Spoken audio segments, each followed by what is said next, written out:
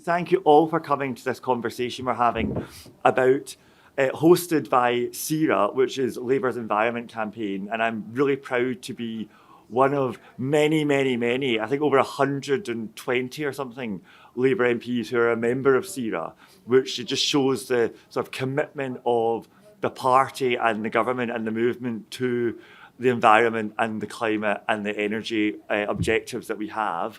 So it's great to be here to have this conversation where we're going to be talking about power and heat, and an issue that I, as a local MP, know is utterly critical, not just to the government and to the government's ability to fulfil its objectives, but to our communities and to our constituents, and how we can make the clean energy transition work for them. So let me introduce the panel. Here we have Gemma. So your card was there, so I was like, yes. We have Gemma Dodds, who works on built environment and smarter transformation at BEST or BEST. Do we say BEST? Yeah. And next we have Peter Maagøe. Did I pronounce that correctly? Yep. Who's from Viegand Maagøe. And then we have Caroline Bragg from the Association of Decentralised Energy.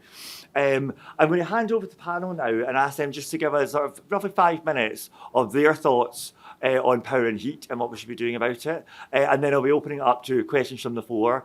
So please be thinking of your questions as you're listening. So first of all, I think I'll come to you, Gemma. Can I go after Peter? Would you like to do it the other way around? Okay, so we'll start with you, Caroline, then, okay, and then we'll work to Peter, and then to yourself. Hello, good afternoon. So I hope you're enjoying the conference so far. So as you say, I'm Caroline Bragg. I'm Chief Exec of ADE and represent ADE Heat Networks, a trade association advocating for the role of heat network infrastructure in the UK.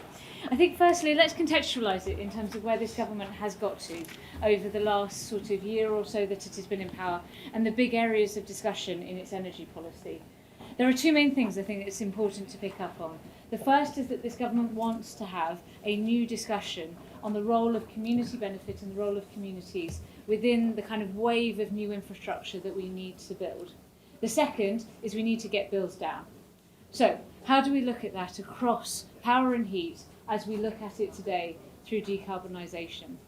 I think the first thing, when you look at heat, it is really important when we think about infrastructure that we are not just looking at a new wave, a once-in-a-generation opportunity to put new electricity infrastructure in the ground. We're also looking at a once-in-a-generation opportunity to put new heat infrastructure in the ground in a way that it actually would reduce the volatility that we've seen over the last 5 years in terms of our dependence on gas, international gas prices, and create a way to use the 310 terawatt hours of domestic heat that we have in this country and currently waste. That's about the same that we need to heat our domestic homes. So that's the first thing. Infrastructure needs to be more than just power. The second thing that's really important is that when you start to look at decarbonisation and the transition that we need to go through, to do this efficiently and in a way that's going to keep bills down, we need to start thinking about the interactions between those types of infrastructure. For too long, we've been in a situation where we think only of electricity, or only of gas, or only of hydrogen over here. The only way that we keep bills down is to understand the interactions between them. When you look, for example, to give you a concrete example, the way in which we can use flexibility, including in the heat networks we create, the thermal storage, the heat pumps that we're putting in, we could be reducing bills by over £100 this Parliament, and more going into the next sort of 10 to 15 years. We're not realising that at the minute because we think of these infrastructures as different. We need to stop that. Now, finally, I think the only other final thing I would say, and then I'll move on, this government has also set out its stall for a much clearer, strategically planned energy system. And it is really important that heat, electricity are both equal partners in part of that discussion. A lot of what we are going to talk about today is how we think strategically about how we move heat and power around the system in a way that brings down bills. But at the minute, heat is not part of that conversation in a way that it needs to be. We are still too focused on the electricity system and its reinforcements and what we do with the gas grid. That needs to change in order to get to a fully comprehensive view of where we need to get to by the end of this Parliament and beyond. Okay, Peter, over to you. Yeah, okay, thank you very much. Just a brief introduction to who I am and why I'm here. I'm a consultant from Denmark. I've been working with the energy sector for the past 30 years. Green transition strategies, feasibility studies, business cases. I've been very much involved in heat networks and utilization of waste heat from data centers, large industries and so on. And then I have also been involved in the East Ocean feasibility study that Gemma will briefly introduce shortly. So I'm basically here to offer some insights into how we have done such things in Denmark. You know, we have had heat networks in Denmark for the past 100 years, more than 100 years. 60% of building heating in Denmark is today covered by heat networks, and we continue to expand heat networks these years to phase out the use of natural gas by 2035. So we do a lot of stuff in that area, and feel free to ask questions. Okay. I was involved in the feasibility study in East Ocean to try to assess what will be the benefits of having a large-scale heat network where we utilize waste heat from data centers, waste incineration plants, and so on. And basically, I will say that we see exactly the same patterns as we see in Denmark now when we are expanding heat transmission projects. We can produce a competitive heat price. I've done this illustration over there. Just we can come back to that. But this is a very central thing to discuss when we talk about heat networks and future heat prices. So we can see the same patterns as in Denmark. It's a competitive heat price, but next to that, heat networks will bring a lot of socio-economic benefits. And that is really important to understand that in terms of employment, industrial development, saved expansions, costs of the electricity grid, and so on, heat networks are very, very competitive. And we see exactly the same pattern in East Ocean. So you can ask yourself, why does it not happen by itself? First of all, of course, we have a high initial cost. Somebody needs to bring some money to the table to start it. Then you will have a low running cost for many, many, many years, but this initial capex is a huge barrier to get going. Secondly, you have to recognize the case, the balance between competitive heat prices and the socio-economic gains. Basically, I see those socio-economic gains as a benefit that should convince politicians to provide government-backed loans to do this. You can have a return on the investments, but the big benefit is something that is not directly measurable, but you can calculate that it is there. So that is really something you need to do to bring these investments forward. Thirdly, you need to establish what we call special purpose vehicles, project development companies who can run it. What we have seen in this Ocean is that is voluntary people who run the project, and we definitely need somebody from the regional policy side or governmental policy side to step in and run the project development. So, yeah, I think that was more words that I'm trying to say. We can come back to that. I would like to discuss this one later. Sure. Yep. Great, thank you very much, Peter, for two really interesting contributions. Okay, Gemma, over to you and to talk about your projects. Great. So hi everyone. My name's Dr. Gemma Dodds. I am Director of Insight and Policy at BEST, which is the Built Environment Innovation Centre for Scotland. We work on a just transition for the built environment for our homes and our places. We work on retrofit. We work on new build with lower carbon intensity, and also the infrastructure that sits behind what makes good homes and places. We are an innovation centre, so we're there to inspire ideas and foster innovation to put people and communities at the heart of that just transition. And we want a future where heating bills are lower, where retrofit and low emission heating systems are accessible, and it drives positive change for businesses, for communities, and the climate. We've got initiatives like our Accelerate to Zero Awards, which celebrate projects that put people at the heart of the transition.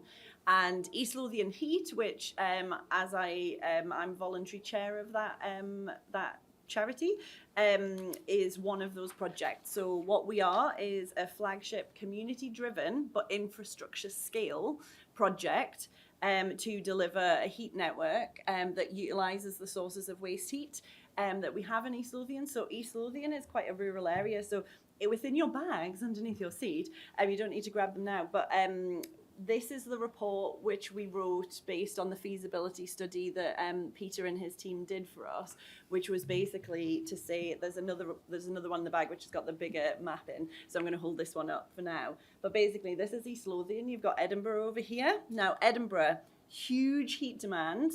Lots of heritage buildings, beautiful tenements, all of this kind of stuff. They can't have heat pumps on every one of those buildings. Like, it is not possible to do that and not plunge people into fuel poverty. The planners don't want to put like double glazing in and retrofit. So what is the solution? Heat networks are absolutely needed in Edinburgh. However, Edinburgh doesn't really have heat sources. East Lothian doesn't have the heat density that Edinburgh has, but it's jam-packed full of heat sources. So over in this corner, so I actually live here. We've got Viegand, which is a waste to energy plant, huge amounts of waste heat. And as part of the planning permission for that plant, they were told that they need to put a pipe out to the edge of the site to provide the heat for a heat network. But the council went, yeah, we're not interested in doing that. So it was part of the planning permission, but it didn't actually turn into anything. So we have to get better at actually joining policies up. Next door to Viegand, we have tarmac.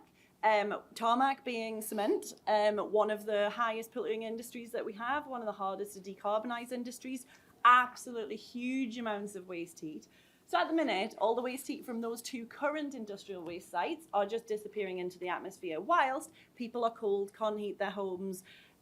We, as the group, there's about 30 to 40 of us people who just happen to live in East Lothian, but actually we're professionals who work in finance, who work in heat networks, who work in heat network legislation, who work right across the board. And we've been bringing our professional expertise into this group to say, well, actually, what is this idea? How do we take it forward?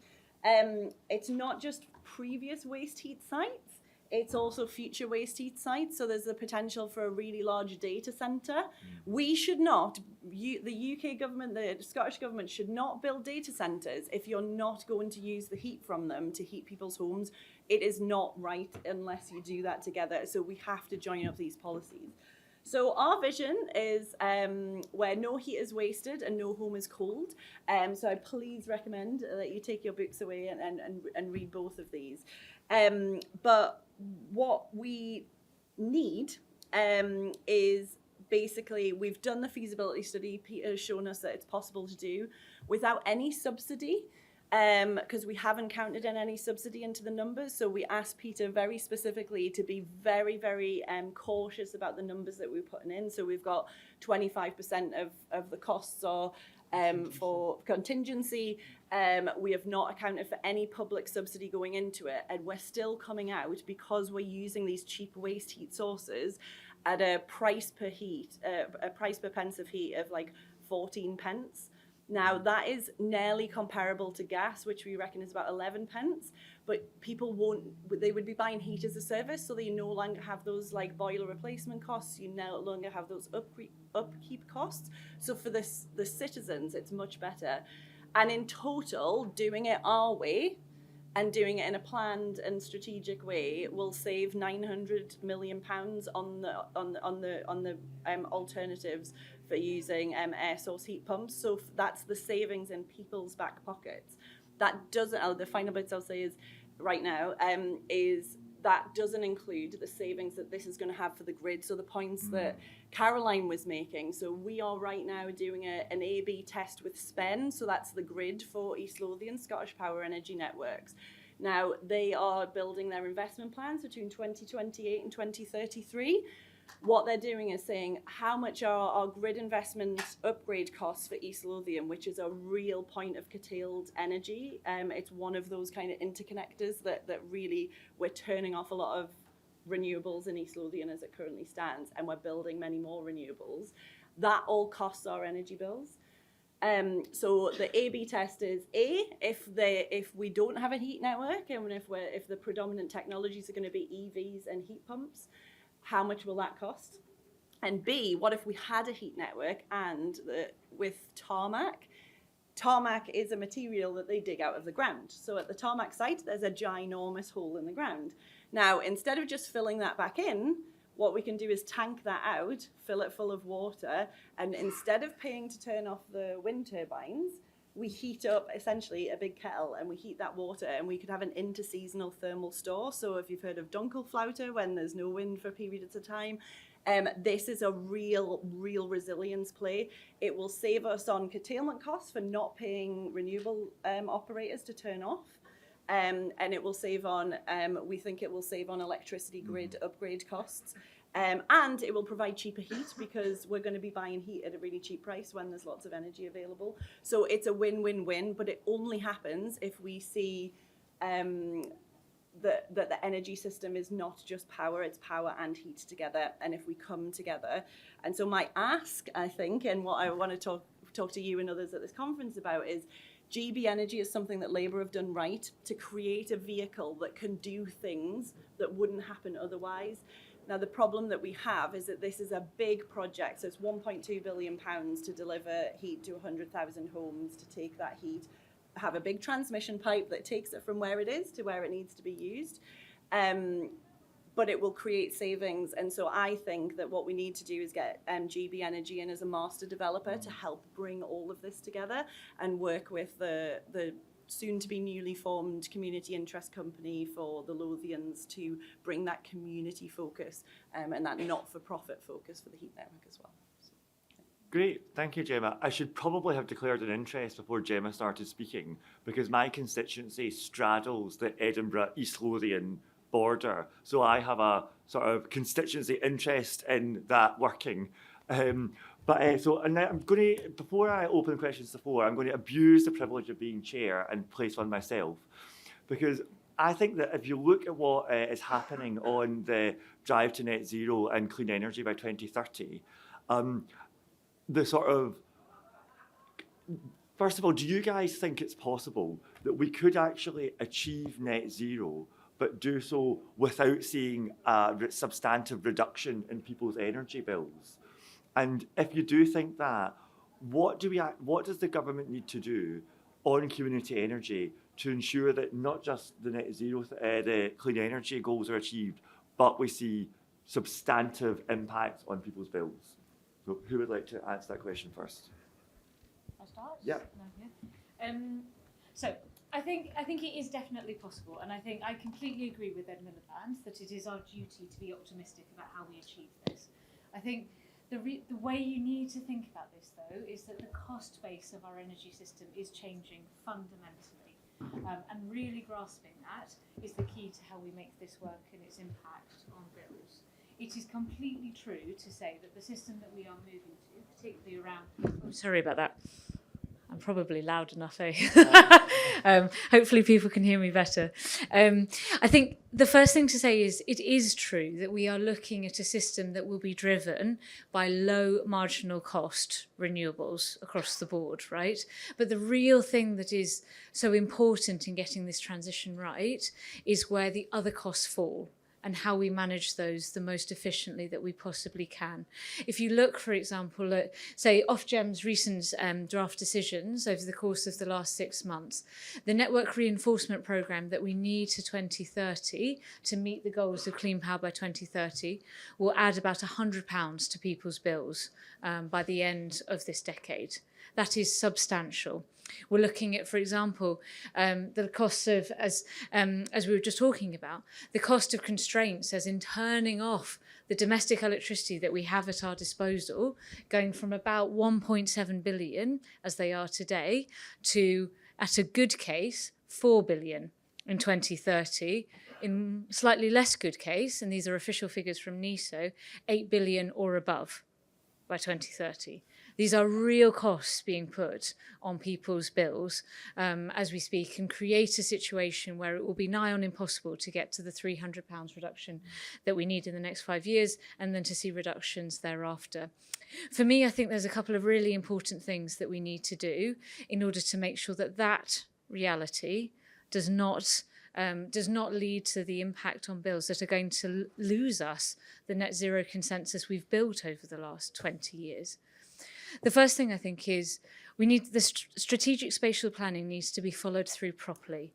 We need to get to a situation where we're having a proper discussion about where the costs of all of the different local infrastructure that we need to get to the decarbonised system we have are placed on different bills in a way that is truly progressive. Not a situation we have today where the way in which we recover costs is regressive and based on silos of electricity or hydrogen or gas. Secondly, we need to have a situation that cares as much about demand as it does about generation. We all have the ability in terms of our homes, our businesses, our industrial sites, our other types of infrastructure to reduce the costs of managing a system that is based on renewables. We all have that ability, but we are being thwarted in the ability to use that to reduce costs by arcane market systems, the IT infrastructure that we struggle against every single day. We need to have a really ambitious programme of how we unlock markets to literally return money into people's pockets. That is the second thing.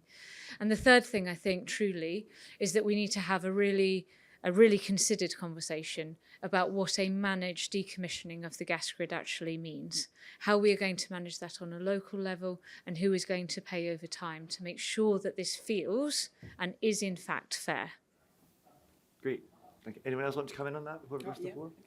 I don't think you will be able to reduce the energy bills by 2030. Oh, Sorry, should I push here? I think that. maybe use that. Okay, sorry. I don't think you will be able to reduce your energy bills by 2030. You don't have the infrastructure to do it. Electricity grid is too weak. You will have huge data centers coming up who will swallow all excess electricity that you can produce. You don't have the heat networks to get rid of the waste heat. So your flexibility, you are able to couple the sectors, electricity sector, heat sector, and so on. Gas sector is not there. So you will be in a somehow locked position. That's my opinion. I take a sort of similar view as Peter. I think that the way that we're going, we're not going to see those reductions. We need to act differently. A lot of the things that Caroline was saying, absolutely agree with. Having a plan for just stopping gas and actually making that a thing. So for me, the top things are rebalancing energy bills. So taking the levies off electricity. The Nesta have done a lot of great work on what are the different options for doing that. The most progressive option is to just take the levies off electricity and put them into general taxation. But there are other ways to do it where you could balance and have particular schemes if you were switching them from electricity to gas, but have specific schemes to protect certain customers. You need to task NESO with integrating heat networks. When they first came out to do their regional spatial energy master plans, it was about power and hydrogen. Now, hydrogen is not a technology. It has a very, very tiny role in the energy transition, and I do think there's been a lot of capture of fossil fuel companies into that debate, and it is a waste of time and resource where we could be looking at actual fundamentals like heat. However, if you do create hydrogen plants and create electrolyzers, they are huge sources of future waste heat as well, so it could improve some of the economics of hydrogen if that's what you're into. Thermal storage is the other part of this, so utilising and knowing where to place thermal storage, I think is going to be absolutely key.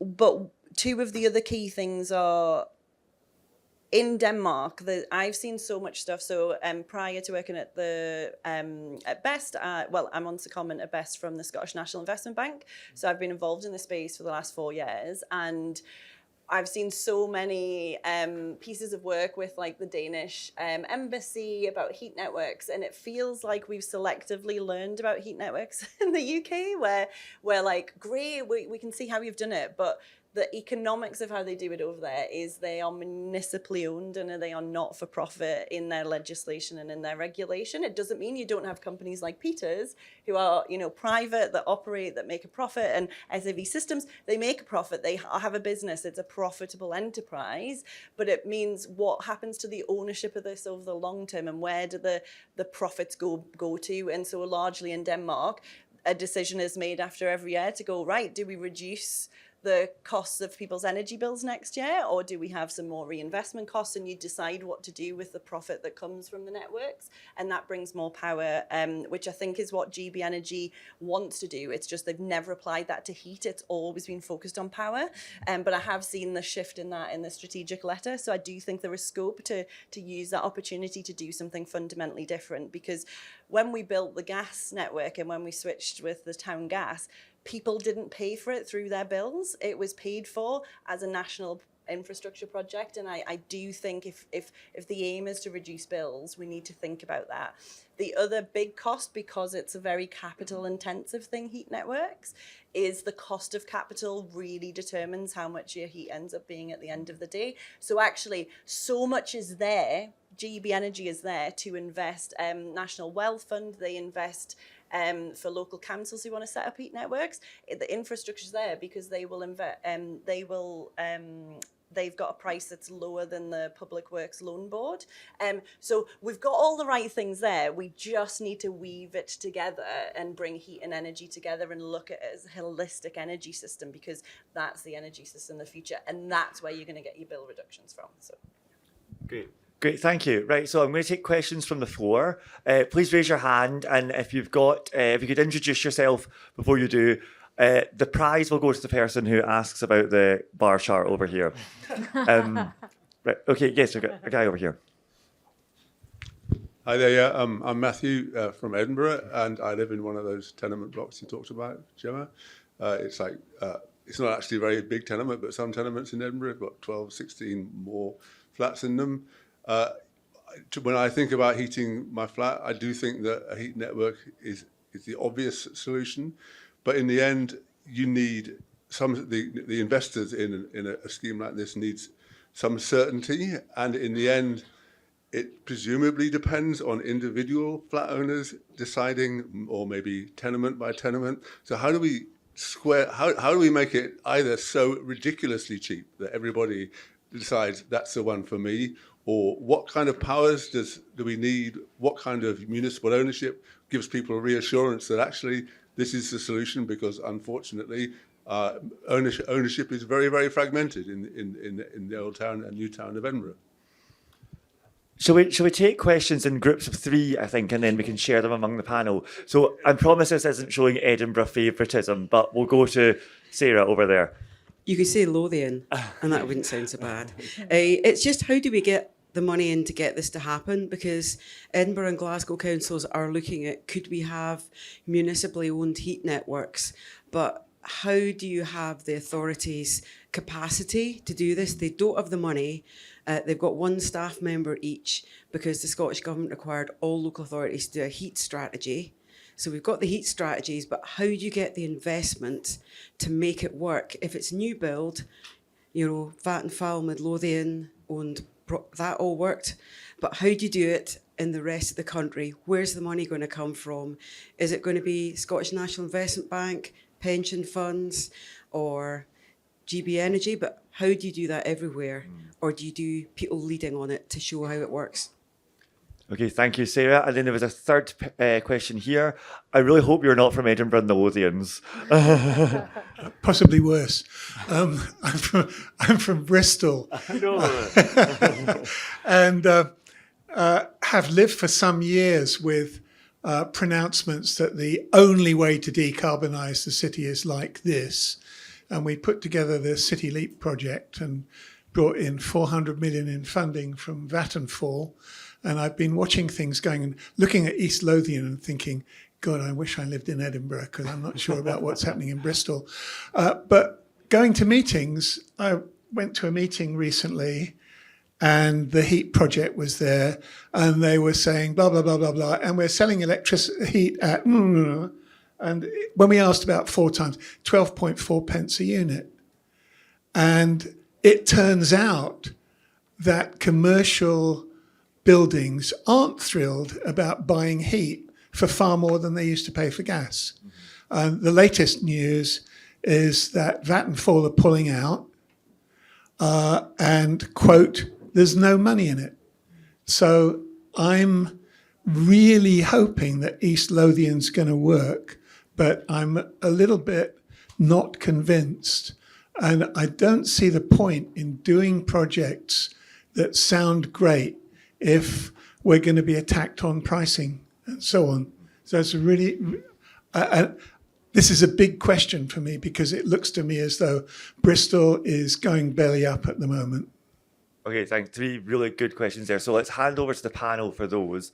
Caroline, I know you have to leave a little bit early, so shall we start with you? Yeah, shall I go? I'm so sorry, I'm going to have to leave after this. But we should talk more about this topic. Just on, I think, the broader point about cost relative to gas and the conversation that we need to have.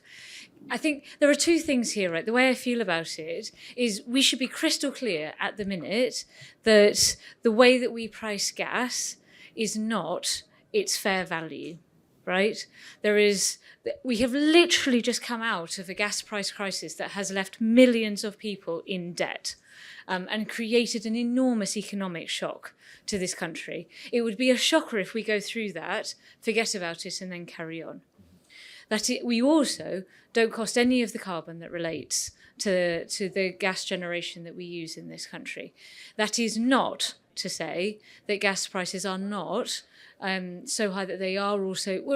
they're causing fuel poverty because the energy system, as in many cases it is messed up in both directions at the minute, right? We have lots and lots of people in fuel poverty at the same time as we're getting huge amounts of gas from a place that will be volatile and cause economic shocks in the future. I think what's really important, about this is firstly, I think we can get to a situation where the costs of decarbonising heat are done in a fairer, more just way that creates a situation where businesses and households can fairly invest in what we're trying to do, and those who can best able carry that burden do so, rather than the relative simplistic approach that we're taking at the minute. And with that, I shall leave you. But thank you so much. And if you'd like to follow us afterwards, we've got a number of panels across the next 2 days. So if you'd like to challenge me further, I'm all ears. Okay. Thank you, Caroline. So other panel members. Peter, we'll come to you. Again, you should not expect cheap heat prices on the short term. Now I turn to the diagram, okay? Mm-hmm. We calculated a heat price in East Lothian of 14 pence per kilowatt hour. That is an average price over 30 years. It's heavily influenced by the rate of return. That's why we don't see private investors can take any role. We need government-backed loans at a very low rate to reduce this price. If you go to the left side of the diagram, we see the heat price that we have in old heat networks in Denmark, where the loans has been paid back. Those networks, they last for more than 50 years. They last for 70, 80 years. So the needs for reinvestments over 100 years is relatively low. So for the old networks, based on multiple heat sources, waste heat sources, you can go for very, very low prices. So on the long term, this is of significant benefit for the society, and that is why I ask for government involvement. It's something that should be backed to do it.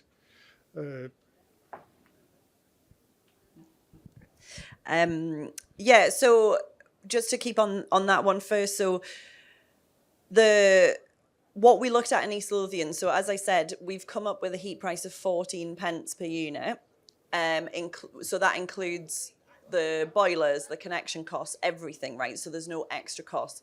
We have talked in our group about, is it better to portray it as like 10 pence per unit plus the 3 pence is in a connection cost, or you're having to pay for your boiler or whatever. But we want to make things simpler for people. We want to make things easier for people. We don't want people to have shocks when their boilers run out. So what we think is better to look at the levelized cost of energy and a full comparison. That's why if you look at the furthest figure on the right there, it's not Nigel Farage, it's our it's the gas price, which we've put somewhere between 9 and 11 pence, because when you include your boiler replacement costs, actually that's more like what you would be paying if you included those together, because you need to compare apples with apples, not apples and pears.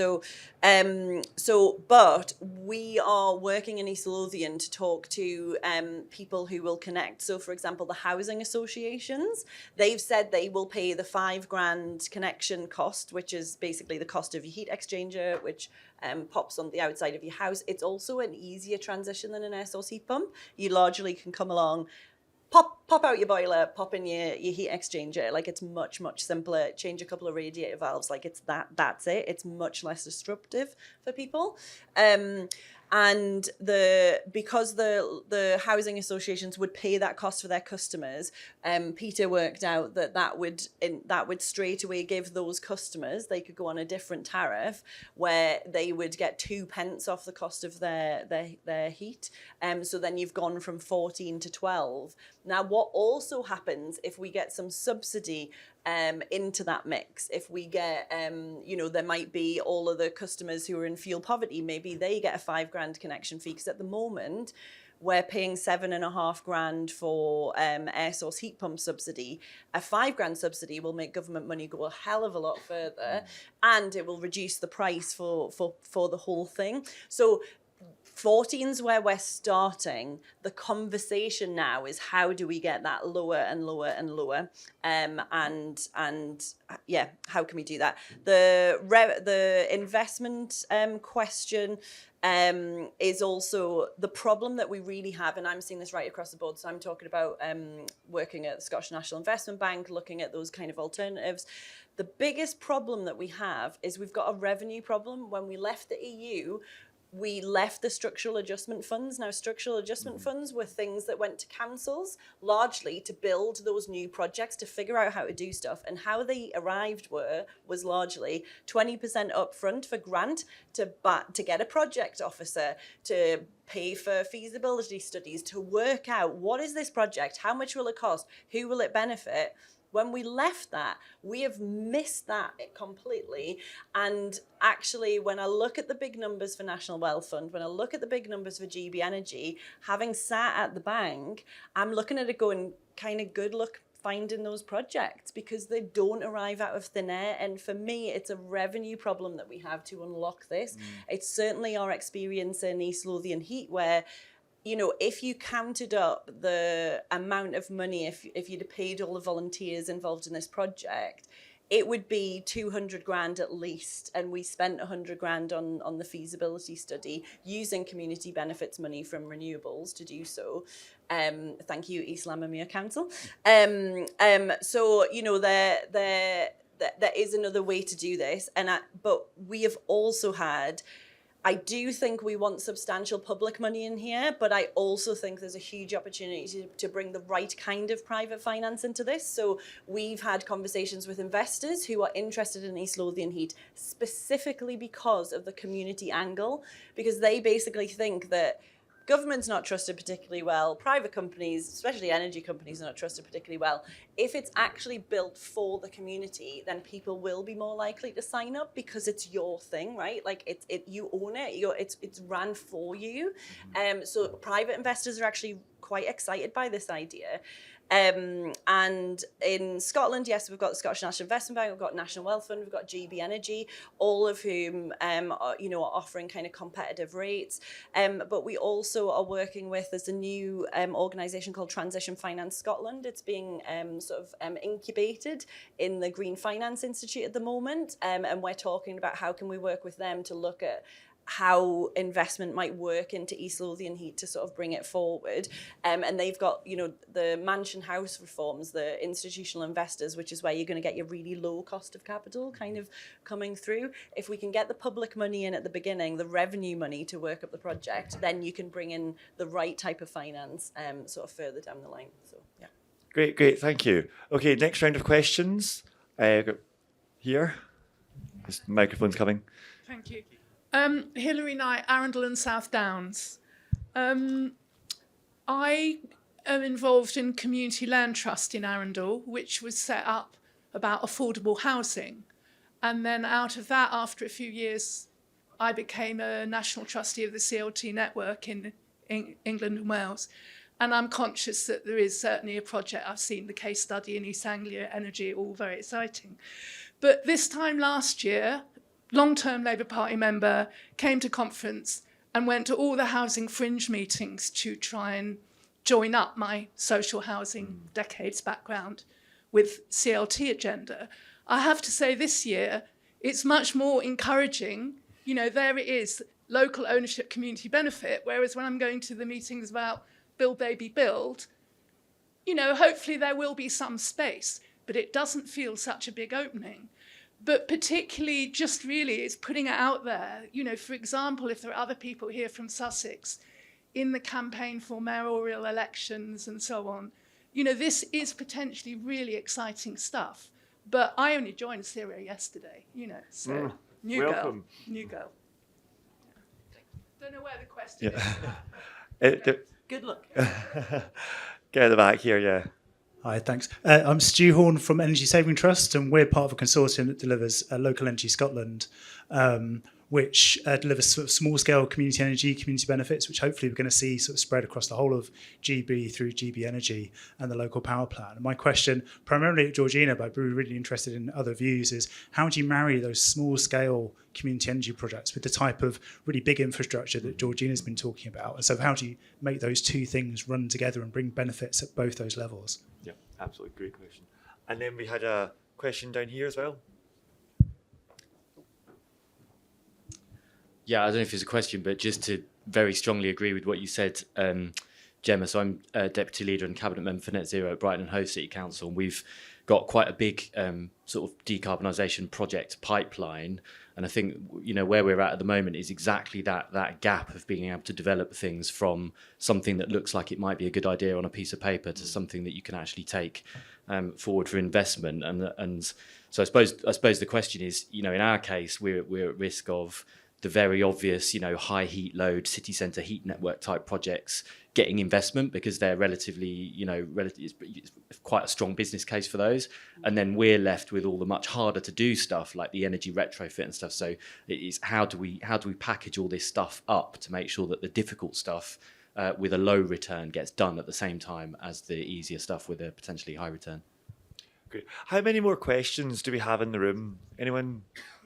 Okay, we'll take one, and then that'll be our last round of questions to give you plenty of time to answer. Jane. Thanks, Chris. Jane Davis from Southwark. We have 8,000 council homes on a district heating system that's run off Selchip, the South East London combined heat and power plant. So that's fantastic in that some of the most vulnerable people in our community are already benefiting from that. My son happened to buy a flat that also is supplied by Selchip, but because it was the management company for the block that was the customer, they counted as commercial customers, so didn't benefit from any of the assistance that came out when there was the surge in energy prices. And although Selchip uses it's domestic waste, basically, that they burn, they put their prices up to match gas price surges. So there's an institutional issue there.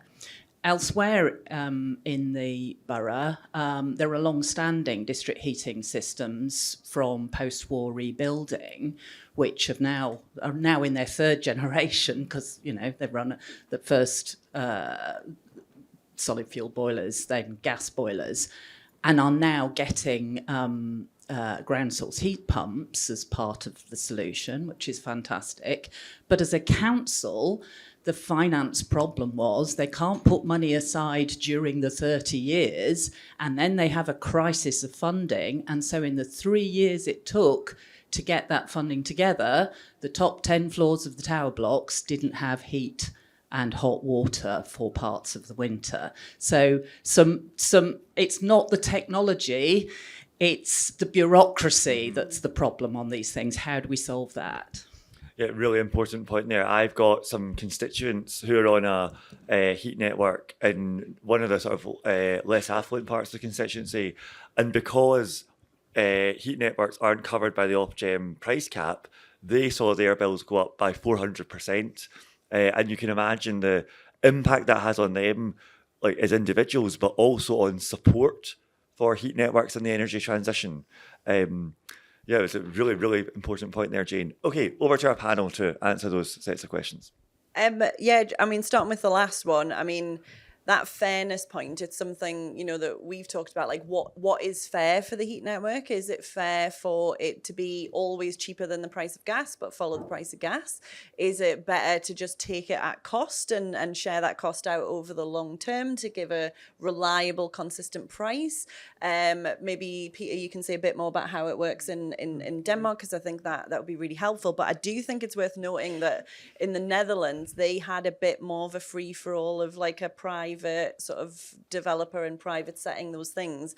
As I understand it, there's now legislation being passed because of the similar problem to what your constituents have had, Chris, where they're basically taking them over and making them sort of not-for-profit and municipally owned.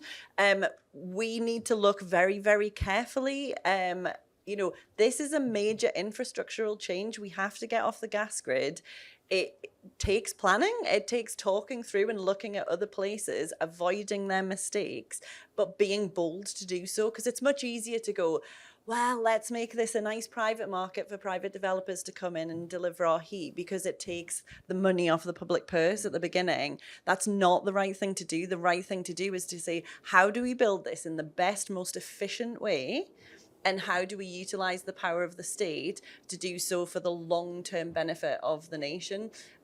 Because, remember, so Fife Council in Scotland, we have these LHES plans, the local heat and energy efficiency strategies, and Fife Council basically looked at their area, and it's something crackers like 500 million a year disappears from the Fife economy in our energy bills. Relocalizing that, like community wealth building, is a huge opportunity in this. So again, I just encourage my colleagues and people in government to be bold and to just ask the questions and follow it through. It's what we've done in East Lothian, is say, we feel like there's a better way to do this. How can we do it here? And Peter's come and said, yes, it is totally feasible, and it's very, very normal, actually. So let's learn from that. The project development gap absolutely is just key. But also, the cherry picking, that's another thing that's part of that wider question of how do we do this well. But I think you're also a cooperative member, is that right? So, yes. So the cooperative principles, and the difference between small scale community groups and we've had to really fight against this idea that it's people knitting in their local group. Our group are professionals who work in this space, who are giving up the time for free because we can see that we want this to happen and be a better future. But you look to Spain, you look at places like Mondragoran, where these are massive corporations that have community ownership. You can have community ownership, or municipal ownership is what we obviously used to call it, but public ownership is basically on behalf of the community, right? So you can have that, but it can be professionally run, it can be run by private companies, it can be supported by private companies, and almost in East Lothian, I feel like the the community and the private sector are on the same side, and it's trying to force the public sector to go, but look at what we could do if we just did it slightly differently. So I actually think there's profit to be made in heat networks, but what it's about is once you've paid off that capital cost, who owns it from that point of time? Are we always going to have 25% slice that disappears out of the country? And, Vattenfall are great. They're one of our partners in, this whole thing. But they're a Swedish-owned state company. So, we just need to think again, I think. And I think GB Energy and National Wealth Fund do give us that point to say, well, how do we use this for the maximum benefit? So thank you very much. Great, thank you. And now Peter, over to you. Yeah, okay. Just to explain, the way we operate heat networks, district heating systems in Denmark is that the backbone of the transmission piping system, distribution piping systems are owned by the community. It's a non-profit ownership, so they are not allowed to increase the heating price when the gas price goes up. They are obliged to make sure that everybody can have heat, also the 10 upper floors. So if the demand goes up, they have to find new heat sources to supply what is needed by the customers. Even though it's a community-owned network, they operate on a commercial basis. That means they are obliged to always buy the cheapest available heat. So if you have a waste incineration plant, if you have a data center, if you have a large industry, if you have a power plant, they will always buy the cheapest gigajoule of heat that is available. So in that sense, it's a commercial market where the lowest price has access to the network. So that basically guarantees that the consumer always has the lowest possible price. When you then are short of capacity, you have to build new heat supply or look for new heat sources, but there is still an obligation to select the cheapest possible source at any given time. It's very efficient. That is the two bars at the left on this diagram. Okay, well, listen, thank you very much, everyone, to coming to this really interesting conversation. I mean, I think as we've heard today, this is one of those topics that is both technically challenging, politically incredibly salient, but absolutely critical if we're going to meet both our sort of social objectives as a government and our climate objectives as a government. So thank you very much for your really stimulating questions. Thank you to the panel for their really insightful comments. There are a range of other CERA events over the rest of the conference, so I encourage you to go and look at those. I'm particularly pleased to see Edinburgh and the Lothians leading the way, and please keep in touch with us. And thank you very much all for coming. Thank you.